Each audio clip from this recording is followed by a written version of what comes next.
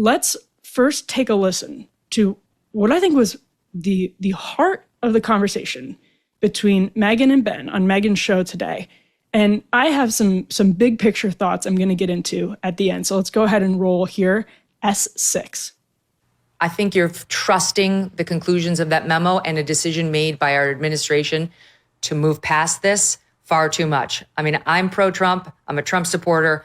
But I think they've made a decision that they want to put this in the rear view. You think it's because there's absolutely no there, and you're crediting that claim. And I have doubts about whether that's true.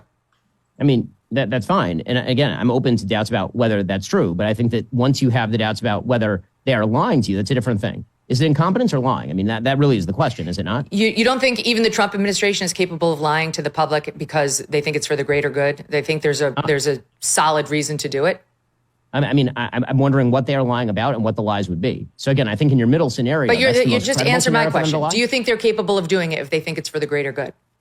I think anybody is capable of lying if they think that it's for the greater good, of course. But I think that in order to answer the question of whether they are doing that, we would have to determine what greater good is being pursued and what the lie is. I think all of this is a little vague. Well, that's why some of us are still asking questions. I mean, I'm not in the business of covering for any administration, Republican or not. Megyn, not all the questions are the same. Asking a question about whether all the information has been released because there are figures who would be publicly humiliated because they were riding on Epstein's plane, but there's no evidence the person was raping a child, is not quite the same thing as some of the more outstanding claims, which is that the administration is covering up full scale for a child sex operation. Right? Not all questions are okay, that's fine. That's a debate you need to have with somebody else because no one on this set is claiming that.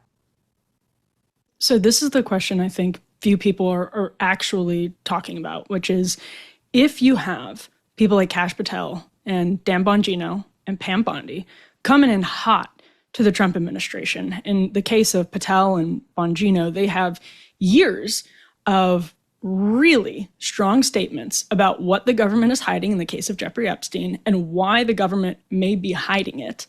What incentive do they have to come into the government and look nakedly cynical and ridiculous by making such a bold about face and asking the public to trust them, as Kash Patel did on Joe Rogan's show when he said, listen, do you think Dan Bongino and me would come in here and tell you this if it weren't true?